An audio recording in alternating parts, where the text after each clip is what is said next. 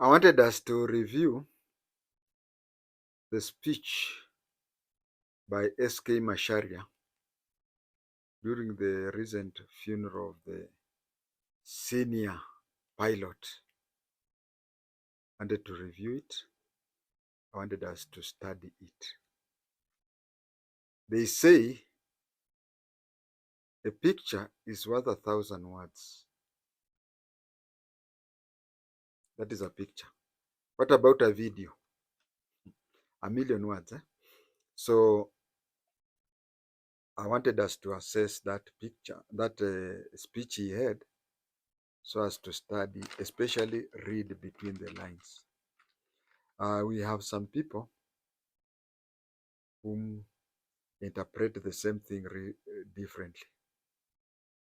We have a coin that has two sides. There is the head and there is the tail.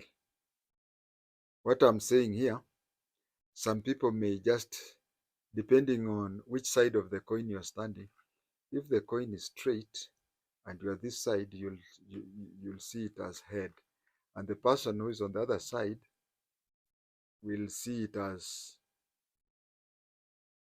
tail. One's head, the other tail. It especially those people who are completely convinced on an issue, usually they have it hard to see any other way round. They just see it the way they want to see it, and they have to see it.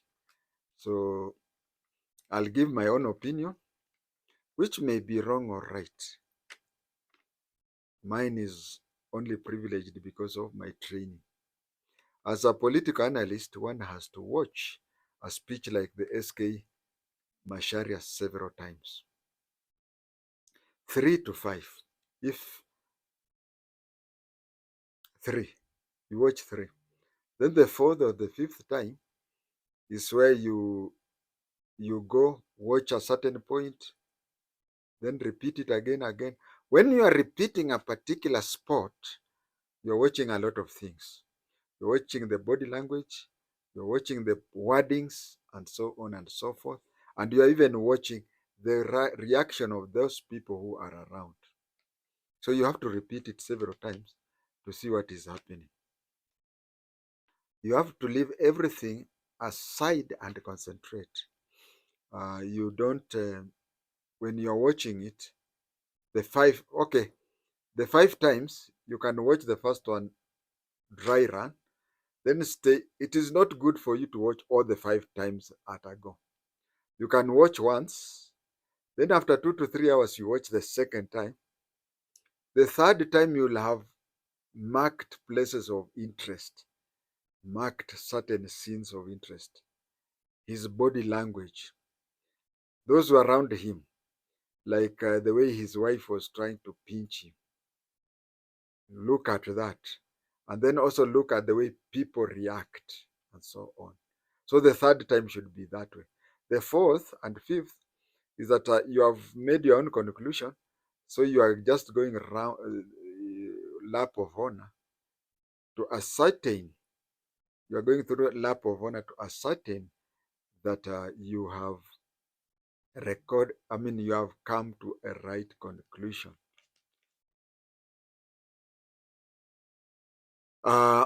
Watch the body language that I had said. First thing is that I noticed was the memory lapse. I noticed the memory lapse where he was mixing the year, where when he wanted to talk about 2017, he would start talking of 2007, and then he would look around for correction.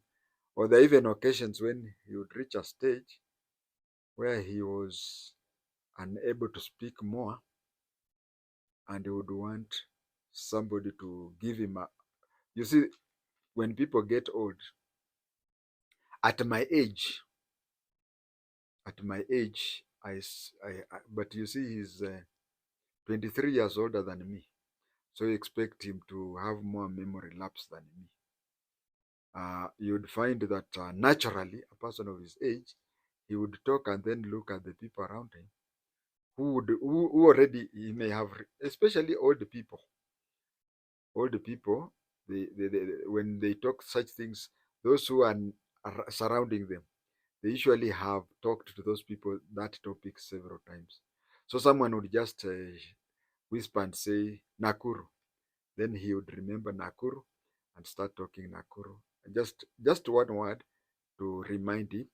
If those people are not there, the story ends. And when the story ends, you find that it is hard to restart it. It also happens to me in this video recording that after I've stopped recording, I remember there's something that I should have placed it here and there. So that one goes with the age. So we saw the memory lapse also has to, it has the advantage. Memory lapse has also got some advantages because you find people who reach our stage and his is worse than mine. You reach a stage where you have to be reminded. Mm. Somebody just mentions a name and then you remember the topic you are supposed to cover. In such instances, when you have to mention something, then people remember and whatever. Such instances you find, if you take such instances, you find that such an elderly person rarely cheats. Somebody with a sharp mind, somebody young enough, 45 and below, let's say 20 to 45, 20 to 45, is somebody, if he or she has a good IQ, somebody who can program a certain story in a certain way, that they will fall in line. They'll fall in line and someone will believe. But elderly people, rarely do they cheat because their minds are started planning such things is a bit hard. I think I'm clear. And another thing is that young people, 20 to 45, is when they are talking, they also look at the public reaction. They look at the public reaction, and the way the public is reacting can give them mind of when they are talking something that is not required there or the wrong whatever, they can change. Or you can go to a place where you want to praise candidate head. You want to praise candidate head, and in the process, you find that the people around are all for candidate B. So you change in such a way that somebody would not notice. You would even go to an extent of saying, "I used to support, but I've seen." So you, but elderly people, quick thinking is a bit. Elderly people, it's a bit of a challenge, changing topic midway because it becomes a challenge to them.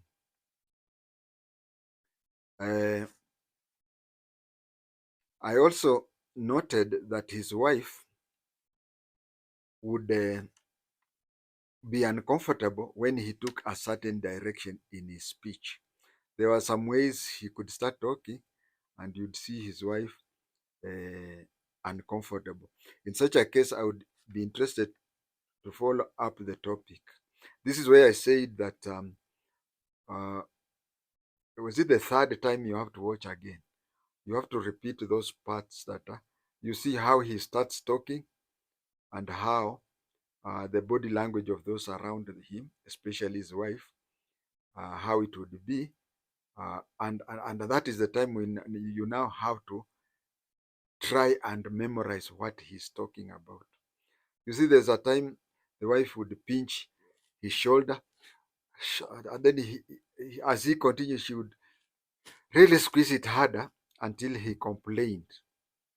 Now, if you have to assess such a topic, you go through out there and start asking yourself, what is this thing that he was talking that she or any other person around them, but in this case, Mrs. Macharia, was so much uncomfortable that she was trying to find a way of covertly changing him, but he blew up when he said, "You keep on pinching me." That way, you listen to what he's talking. We'll come to that. You listen to what he's talking, and then you come to conclude that it is a very serious topic. The major point first, especially the 2007 presidential elections. That thing I really noted something. Uh, SK said that he just confirmed what Justice Kriegler said, because from what he was talking of him having a command center where he was preparing the returns, and then they were rounded up and their returns were taken, plus other returning officers from Central Province. He said himself that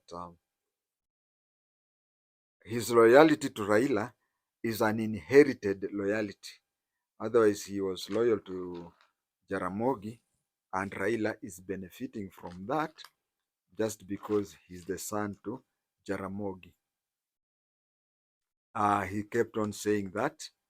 Um, so we noticed that, and then he talked about preparing the results, and then they were nowadays we use the word abducted. Yeah, they were abducted, and results changed. So Justice Kriegler from South Africa said that both sides stole the election to an extent that it is impossible to conclude who won the elections. Now here we have somebody on Raila's side who was saying that they had a place, and when they had sat and whatever, they were surrounded, they were whatever they were preparing, they were told, okay, hand over. And then again, the returning officers in Central Province, all of them were rounded up and something like that and whatever. So we learn a lot from that. And maybe it is good to question Raila when he says his elections were stolen. It is something that in Kiswahili they say, pwagu na pwaguzi, mwizi na mwizi mkubwa. So when he said that he had a command center and returning officers from Central were called up and then returns picked and taken to whatever. He used the word whatever. So he's just confirming what some of us are. But even if you are among those who didn't suspect that, it is such people who really tell something. It is very good to have people who are sincere on both sides. Now he has said what his side did. We hope and pray that those who are on Ruto, not Ruto, Kibaki's side and participated in rigging on the other side should come up and disclose. It is never too late, especially if it is coming from the horse's mouth. He gives the impression that the anti-Raila groups are always a step ahead. I think many of our politicians, Raila being one of them, they want you to tell them, they are happy when you tell them what they want to hear, but they are never happy to hear what they need to know. By saying what they need to know, I would say that why can't the Raila team do a proper post-mortem of all the elections and find out why is it? Because these are different candidates. There was Moi, 97. There is Kibaki, 207. There's Uhuru, 217. There is Uhuru, 2017. There's going to be maybe, I believe that Raila, so long as he's intaking oxygen and exhaling carbon dioxide, don't. I'll be shocked if Raila is not on the ballot paper. Actually, I would advise him not to appear on the ballot paper. But sure as hell, so long as he's intaking oxygen and exhaling carbon dioxide, Raila will be on the ballot paper. And even if it is not for the sake of the next election, he should just, for the purpose of academic and whatever, study those things. I think someone should even do a thesis on PhD on why is it that Raila always fails in the same whatever. Now it is 4 times, and the fifth time was African Union. So even if he's not going to contest anything, it is also good to have a paper. This is a PhD. This is uh, on why every new candidate comes and takes him. This agrees with what many people believe, that Raila spends more time reflecting on the recent past election than on the next coming election. What I've seen with Raila, for example, I'll give a few examples. Um, I'll give only two. In the year 2007, uh, uh, Rift Valley massively voted for Raila. 2007. Let me talk of percentage, because if we talk of votes, you'll find that the votes which used to be counted for a district are now less than a constituency. So if, for example, Raila got 55% in Rift Valley 2005, and then he gets 15%, 2007 he gets 55, then the next election he gets 5%, that is where the problem is. He is so much interested in gaining without taking care of what is already in his store. Right now, if Raila wants to contest, maybe he would be interested in befriending Central Province. But what he has always been done, what he has been doing, is that when he concentrates on acquiring Central Province, the Murima, he disregards some of the things. Look at the last election. Bungoma County alone gave Ruto 200,000. And the other election, Bungoma was for Raila. So him losing, he people, it is easy to say that Bungoma flopped against him. Okay, there are those people who are really convinced that each and every election's things are stolen. But then, if Bungoma would not have flopped, and if he would have maintained his other places where he had before, even stealing would have been, stealing of elections are done in places where they are closely contested. If you get 90% and I get 10%, I would not even attempt to win. I would not even attempt to rig. But if you have 55 and I have 45, it's a bit easier to rig. So he has to look into this aspect of when he gets new allies, he is usually, what did Masika say? Masika Ohwawetangula said that the divorce will be messy and there'll be gnashing of the teeth. You saw it happened in Bungoma. We also had SK Macharia talking of the strong hatred that Kikuyus or the mountain have for Raila. I think Raila, if he's interested in future elections, he should sit down and really think about it and think of how to penetrate the mountain. Last time, they had agreed with Uhuru that Uhuru will take him to the mountain, but Uhuru did not take him to the mountain. If he would have maintained Bungoma and taken a sizable chunk of the mountain, things would have been different.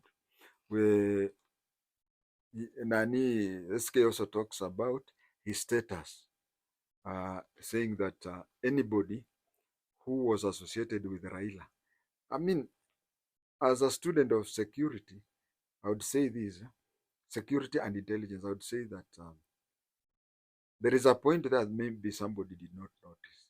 When it reaches a place where people just place roadblocks, and anybody who is suspected to be close to Raila, they stop vehicles and harass that person. I think that needs a proper review. People have got to review it, and people have got to ask themselves so many questions. It should not be just taken as an old man who was talking in a funeral. Na ishe namna hiyo.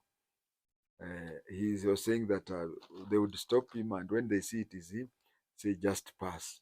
So you can see the anger. You can see the anger of the people from Mrima, and I think Raila should, in his spare time, think about it.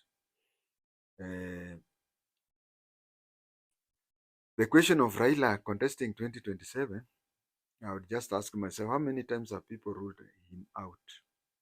Every time we get an impression that this time he will not contest. We even used to hear of people saying that he still have one bullet. He'll still say, I mean, as I said, so long as he's still breathing in and out, he still could offer his candidature in future. If so, his main target today is to address the deep-rooted hatred the Mulima people have for him. Yeah, he should address that. And as I keep on saying, he should also take care. You see, the problem with Raila is he gets new friends and he turns to the old friends and says, Butadu. So let him maintain the friends that he has, if in case he really wants another stab, but also have a deep stab at a place like Mulima. But most importantly, I would request him not to offer himself as a candidate in future. I recorded something here where I said that Raila should be given CGH. I said he should be given CGH, and I gave my reasons. CGH in Kenya, there are only 5 people who have CGH Kenyans. There's Jomo Kenyatta, there is Daniel Arap Moi, there is Mwai Kibaki, Uhuru Muigai, and now Ruto. Way people behave, the way we have taken things, it means that it seems as if in Kenya, only the head of state, if is a Kenyan, can get that. No, there's nothing that is written there. Even an ordinary person. Although we have also to look at various things, because if you give Raila CGH, it means that other deserving cases would come and whatever. But I think he deserves it. That is why you find that EGH, that is EGH, the second most senior title in Kenya, there is an unwritten rule that it goes to cabinet ministers, cabinet secretaries, and recently when governors came, even the governors are given EGH. But you can see first ladies are now being given EGH. So these things, it is not tied up. But coincidentally, and it is a pleasing coincidental that two non-Kenyans who are not even heads of state were given CGH. There is the Aga Khan, the new Aga Khan was given CGH. Of course, his father used also to have CGH. And the second one was, is he called Adebayo? Adebayo,